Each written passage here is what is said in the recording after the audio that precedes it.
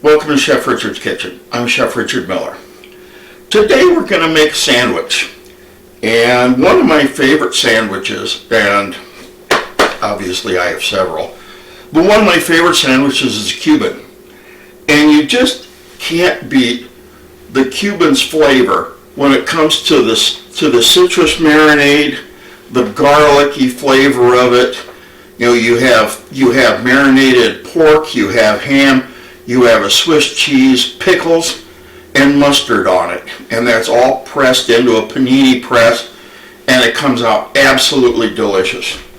Well, one of the secrets to the Cuban sandwich is the meat, and the meat has to be marinated first.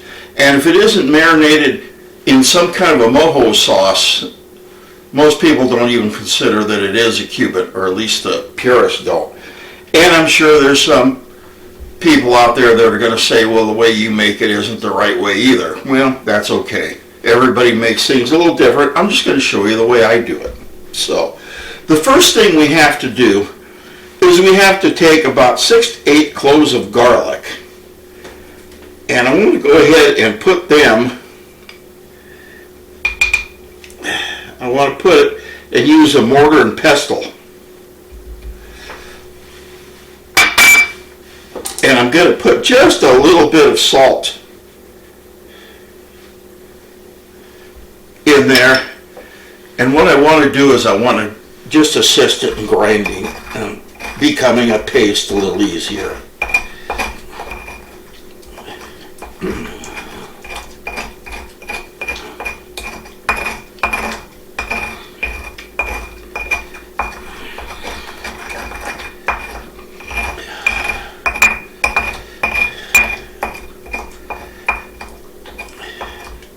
Now, generally, when people use the mortar and pestle method, they're forgoing the blender. And that's good, and that's okay. But what I'm going to do is I'm going to take, and we're going to add about 1/3 cup of diced onions. We're going to add about 1/3 cup of diced onions, and that's what I want to mix into the blender. So, anyway, let's go ahead and start with this. The next thing we're going to do is we need to make a sour orange. And a sour orange is really nothing more than about a cup of orange juice, and that's what I have here is a cup of orange juice, a lemon, and a lime. And we'll put those together, and that'll make our sour lemon.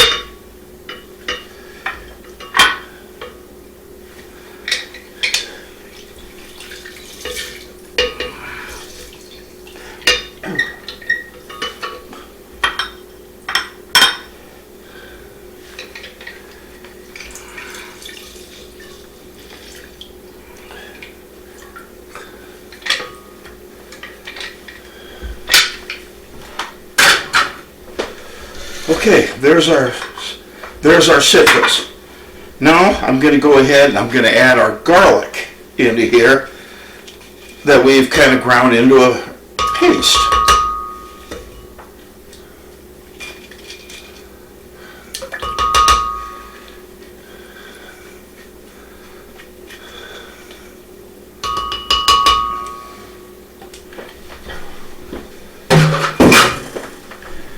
Alright, now let's put in our onions.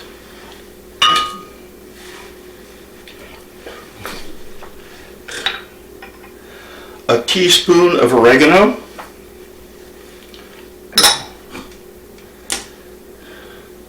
A 1/3 of a cup of oil.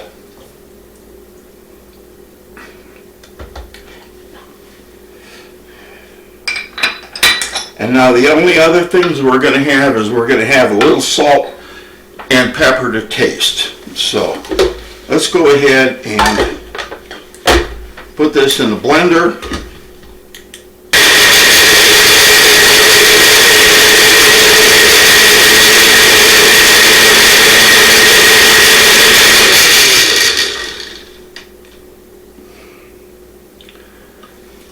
Okay, now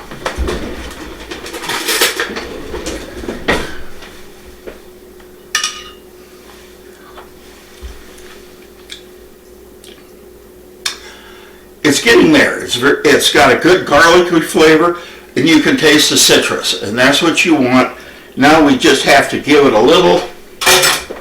just a little bit of extra, and that's what we're going to use a little salt and pepper for.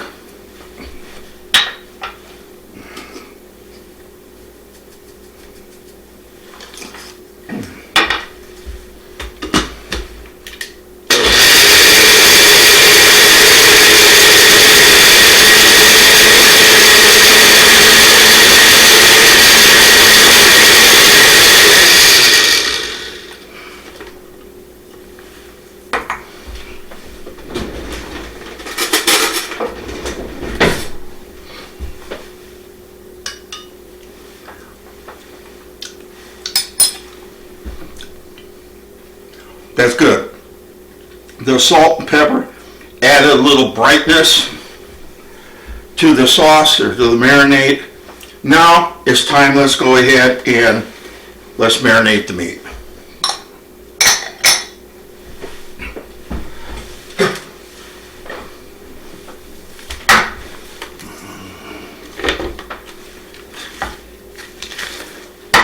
When we fix a Cuban sandwich, the marinated meat is always pork, and it's usually a pork loin.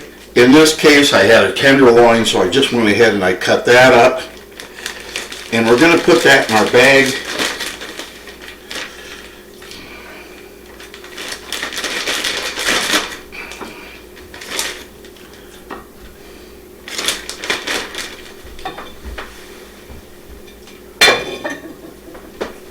And let's go ahead and we're going to pour some of our marinade in here.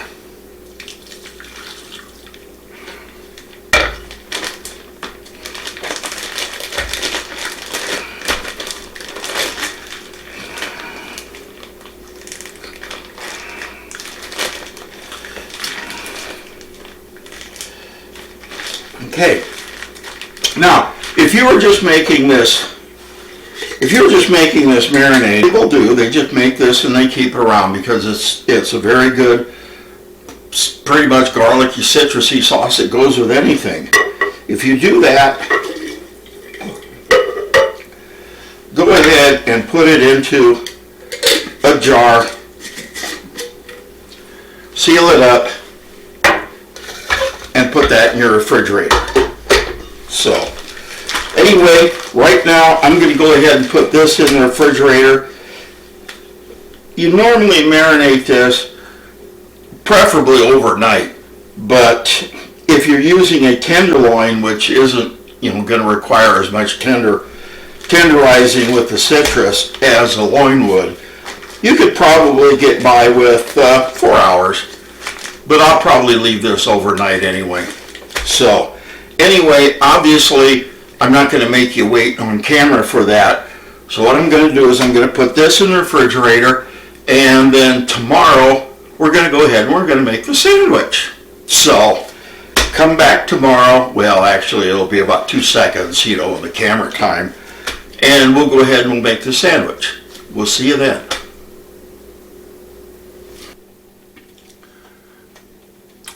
Okay, welcome back.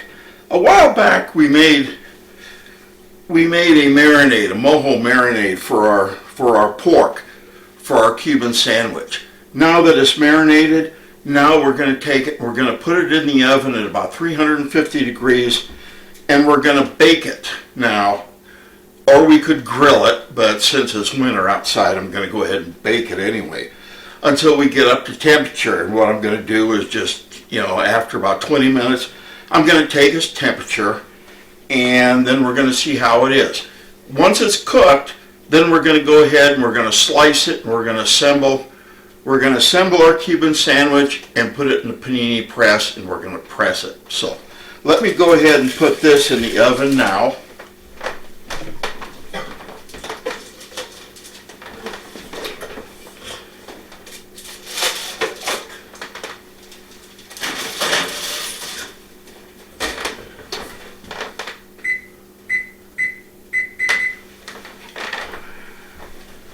And I set the timer for 20 minutes.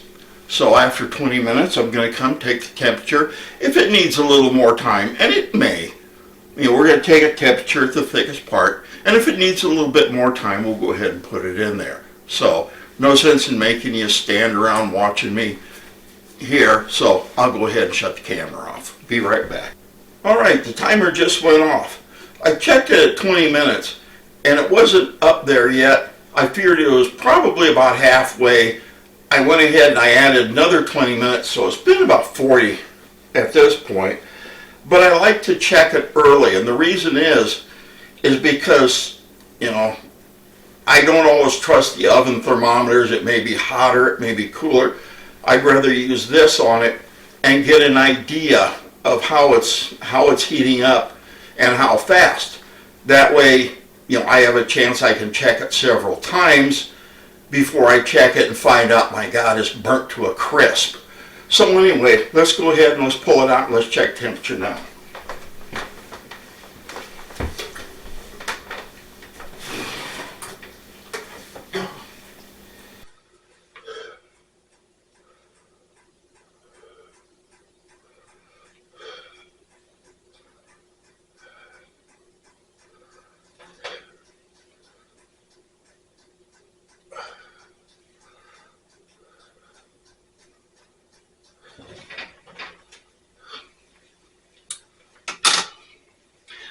It's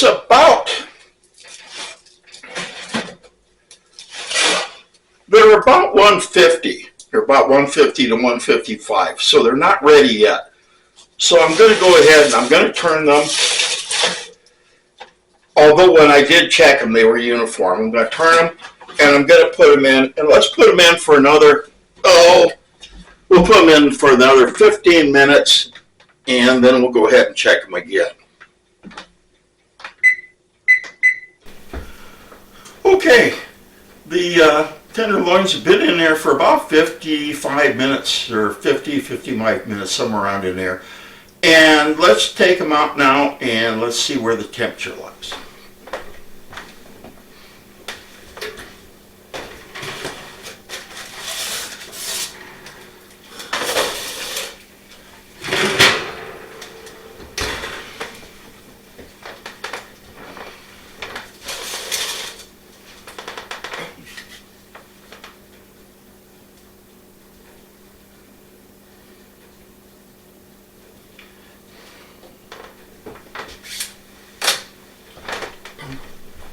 Okay, the temperature is right at about 170 degrees, which is well done.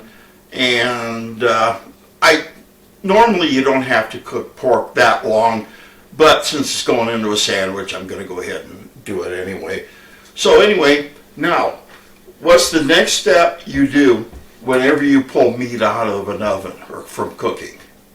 That's right, you have to let it rest. So I'm going to go ahead and let it rest for about 10 minutes or so, and then we're going to go ahead and cut it and assemble the sandwiches. So in the meantime, while we let this nice pig rest over here, I'll see you in a little bit. Don't go far. All right, I let the pork roast, or the pork loin, rest for about 10 minutes, and then I went ahead and I sliced it reasonably thin. So let's go ahead and let's assemble our sandwich now. While we do, I want to plug in my panini press.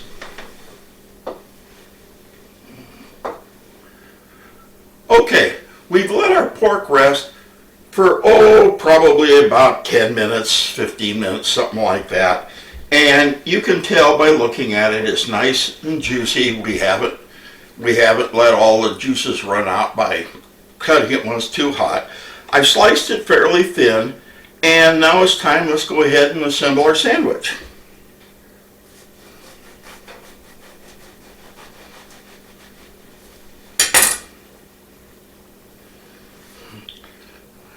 Okay, I'm just using a regular sandwich, a sandwich subloaf here.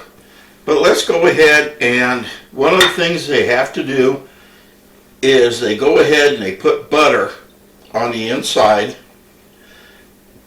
And I'm going ahead and I like to melt it first.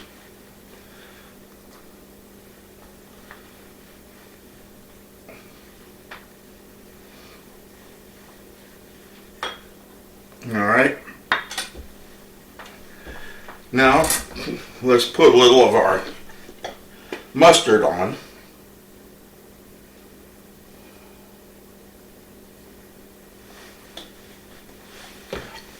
All right.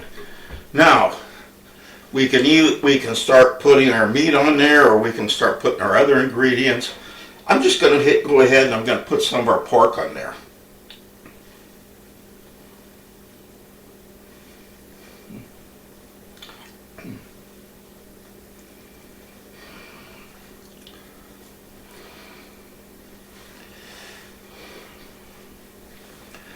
Okay. Now, let's go ahead and we're going to put a little ham on there, because ham is also a component of a good Cuban.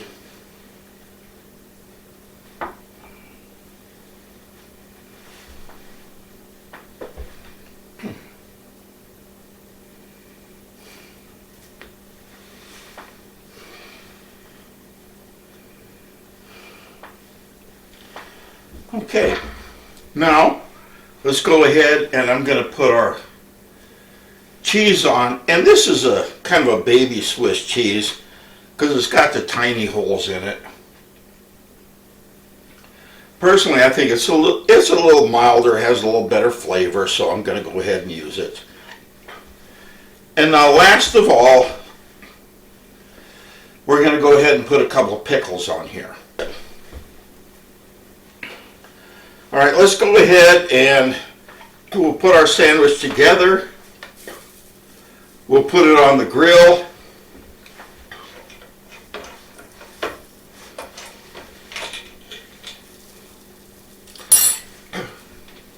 And let's go ahead and press it.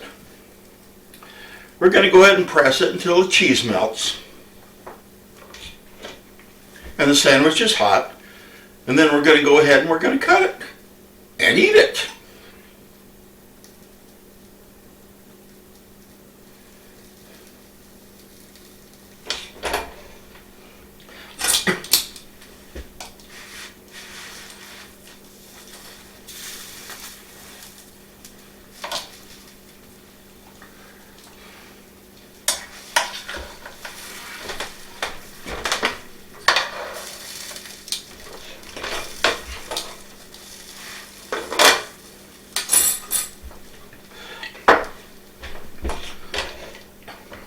Okay, let's go ahead and take it out of the press now.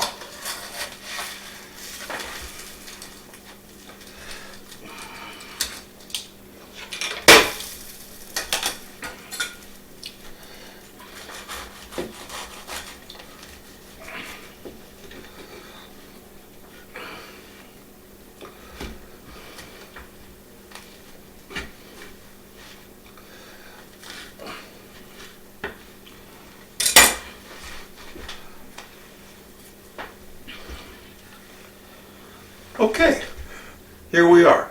Take a look at that. That's one really, really, really nice looking sandwich. Now, remember what I always tell you. Take a taste.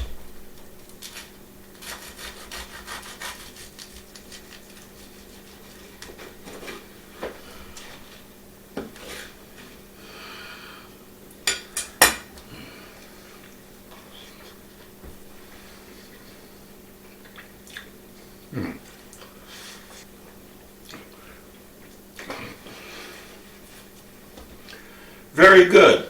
You can taste taste the tenderloin, and you can taste the citrus in there, It's not real heavy, but you can taste it in the garlic, which you should be able to. The pork is very moist, it's not dry. The ham is good. You can taste the Swiss, you can taste the pickles in here. All in all, I think it's a very, very good sandwich. If you want, some of your guests may want a little salt and pepper in there or something like that. Generally, when I fix a Cuban, I leave it out. But suit yourself. Now, one of the things they talk about Cubans, and there's a bit going around that salami is a part of a Cuban.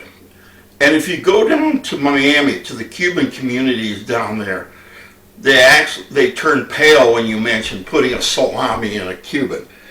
But also, I was watching a show on the 10 best sandwiches, and ironically, one of the best sandwiches that they had was actually out of Miami, and it had salami in it.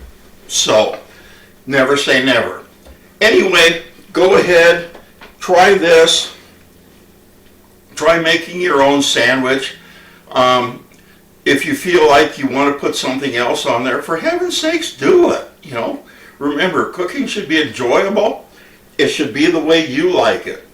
And if you do come up with another, something that's really, really, really good, and you want to share it, for heaven's sakes, drop me a note, chefrdmiller@att.net. I'd love to hear about it. So, anyway, thanks for watching me again. Take care. God bless. I hope to see you in the next episode. We'll see you later. Bye for now.